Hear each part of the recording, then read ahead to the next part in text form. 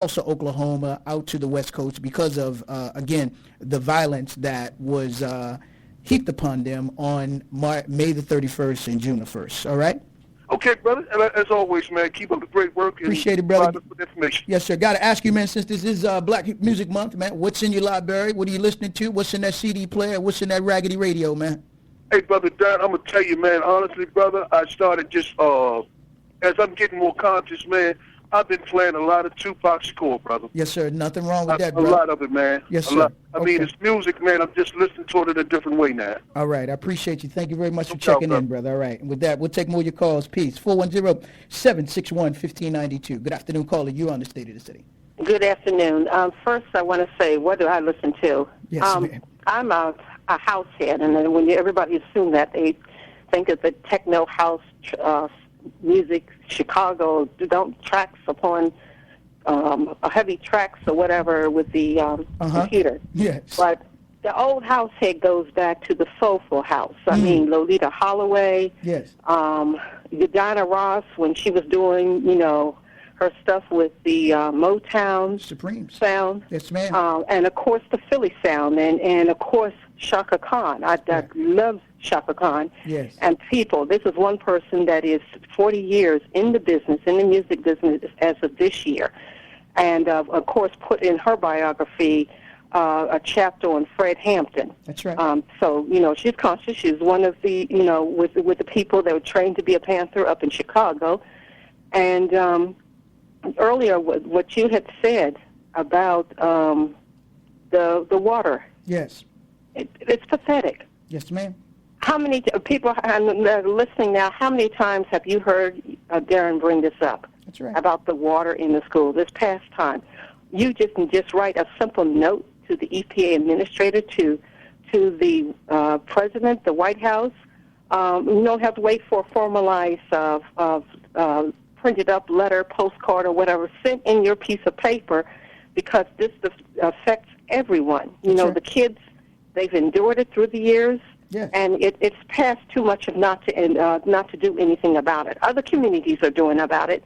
Right. I know it. Other Yes, people are doing it from other communities. Right. We have no excuse that those in Baltimore City are not doing anything and demanding that the water gets out, lead out of the water gets out of the lead in the schools. That's right. It's intolerable. Yes, so ma'am. I have to say that, and many things about putting out about with Black Wall Street, and also I've been doing a weekly call to the Mexican Embassy about with Malcolm Chavez. Yes. And I of course, last week and this week was one of not getting they're putting me on hold and not getting a response. So that tells you how they want to address the situation.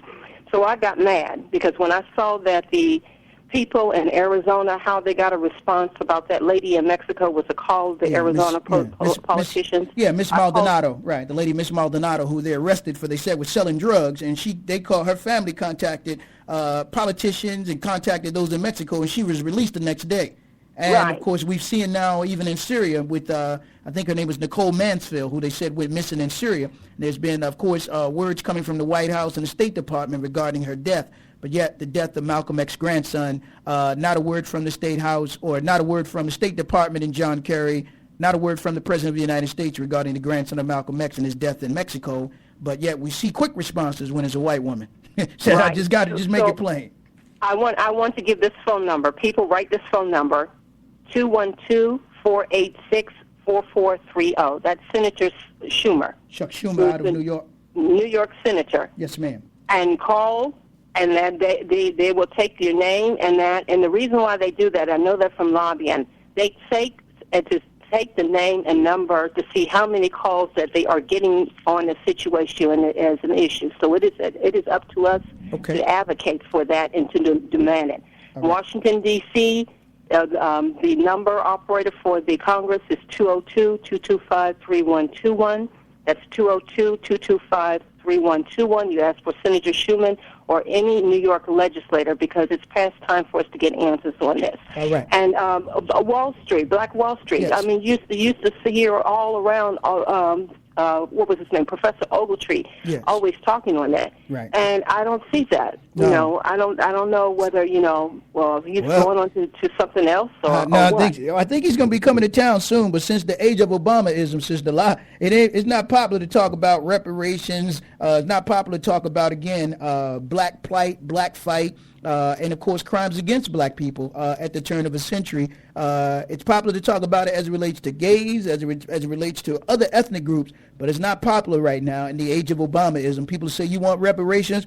You got a black man in the White House, and then that just neutralized many of them. They'll just shut down, and, it's really flipping the script on them and sticking a needle in the brain of those who are supposed to be our scholars today. This should be the time that they should step up, that we should get what we deserve if you got a black man or a brown man in the White House. So I haven't heard a lot from Professor Ogletree. I know Dr. Winbush always talks about this as well, and others, but we have to continue on this day, if no other day, to stop and have a moment of silence and remember what happened with Black Wall Street, and then be willing to come forward and tell the story of Black Wall Street, all right? Okay, thank you so much. And equating to this is the drones present day. Yes, ma'am. That's right. Absolutely. Yeah. They went from dust croppers, which, of course, they used those dust croppers to drop all types of metals out of the sky onto the American people in terms of, again, the barium and everything else. And now, of course, they come full circle in terms of the use of drones. So we know about drones since 1921, if not more, being used on our community. So thank you again, all right? Give thanks. Thank you. Give thanks. Peace now. With that, we'll take more of your calls. We can't tell us about no drive-bys when we faced flybys in 1921 in, again, Tulsa, Oklahoma. And, of course, you know the story of Rosewood. As you saw, that became a movie. I know that Oklahoma, in terms of Tulsa, Oklahoma, did become a movie or a documentary as well. But if we're going to tell the truth, we have to tell the entire truth and the whole truth regarding what happened to men, women, and children in Tulsa, Oklahoma, but also to look at the works of what was done in Black Wall Street, because we could do more than our mothers and fathers did, if you know. And again, the Most High Elijah Muhammad said 3 of the sciences or arts that those who enslaved our mothers and fathers made sure they did not teach us, which was the science of birth control or reproduction, the science of modern warfare, and the science of business as well. But we saw that duplicated in Black Wall Street. With that, let me come back to the lines, 410-761-1592, if you would like to get in on the conversation. And if not, while my lines are not busy or blowing up, let me go to this clip of Harry Belafonte talking about Black Music Month and the importance of artists and artist contributions to our movement and to our struggle. Listen to this message from one of our great elders, and then we'll come back in, open up the lines, and take more of your thoughts, questions, and comments on Black Wall Street. So let me pull this clip up now, and then we'll come to, again, the great elder, Harry Belafonte. Enamored of it as an art form. And I went into the South Bronx and I watched all of the early break dancers, the rappers, the graffiti artists, and I really felt quite passionate about what they were trying to say and what they were, in fact, saying. So much so that with Melly Mel and Dougie Fresh and all those who were the beginning, I decided to do a film called Beat Street. And in that film, we gathered together many in the hip-hop community to make a film that I thought would explain to America what the root of this culture was about. Because I had known that the success they were experiencing would soon be gobbled up by the moneymakers. They'd start hanging chains around their necks, a lot of gold, and begin to give them another drift. And I'm glad I got in at those early years. And I watched the music change. I watched it go from social enlightenment, from political resolve, from saying something that would inspire young people to give up violence, to become a culture that soon became self-possessed. And they began to move towards the more antisocial themes of the day. They began to speak about women in derogatory terms, particularly women of color. And I began to feel how sad it was that we were losing that culture and that music to a time that was not as honorable as we would have liked it to have been. And it wasn't until Chuck D, until Public Enemy stepped onto the scene and retrieved that culture, retrieved that spirit, and began to put truth to power, began to speak passionately and fervently about the conditions of the universe, and began to let everybody become transparent and answerable for what was going on socially. I've been in love with Public Enemy for a long, long time, almost from the beginning. And when it came time for them to have the honor of being taken into the Rock and Roll Hall of Fame,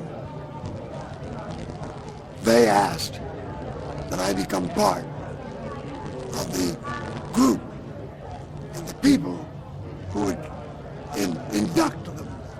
And I thought it was a badge of honor. It's kind of watching the generations come. And these are all young kids for me. I'm 86 years old. And all those guys are in their 40s and 50s and a little bit younger. But it's their spirit.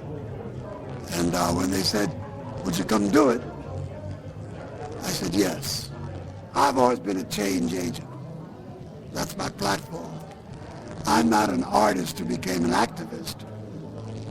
I'm an activist who became an artist. And I've always felt that art, as my mentor once said to me, artists are the gatekeepers of truth. And we're really civilization's radical voice. If there is no art, there is no truth. And I look at the art forms and all of the music that I've touched during my life, all of world music, Miriam Makeba, Africa, the Caribbean, all of it has been a joyride for me. And all of those forms of music that I engaged in had one theme: what's deep in the human heart, and how can we inspire and make a difference? I think a lot of people get caught up in what's the bottom line. The bottom line is the destruction of our humanity.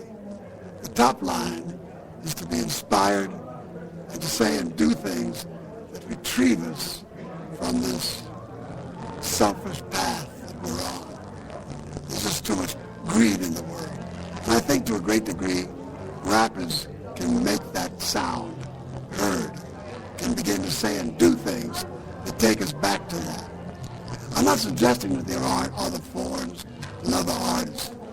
You know, I think Dave Matthews and Bruce Springsteen, whom I adore, there are a lot of guys out there making the proper noise, Sting and others. But I think it's time for us to all come together. And what I like about the Rock and Roll Hall of Fame is that it's reached into the rap world. And the rap world has responded to rock and roll. Now, if we can get the two of them to hook up, I think we can change the universe. That's my mission. Welcome back, welcome back, welcome back. Let me come back to the line. Those are the prophetic words of one of our elders as we're celebrating Black Music Month, Harry Belafonte. So you can get in on the conversation, 410-761-1592. We all love music, and of course, music is what allows us to tell our stories through our struggle. It's not how far from which we are today, but from how far we've come as well. And so music, dance, song, the spirituals, the gospel, the griot, all of that is used to tell our story as a people. So here's your opportunity to get in on the conversation as we're telling the story of Black Wall Street today as well. 410-761-1592. Good afternoon, caller. You're on the State of the City. Assalamu alaikum, brother. Wa alaikum salam, brother. How are you? Fine. Good. Thoughts and comments, sir?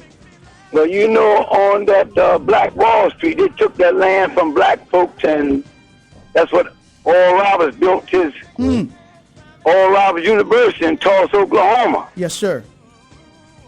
Okay. Please continue. Yeah. Anything else you want to share?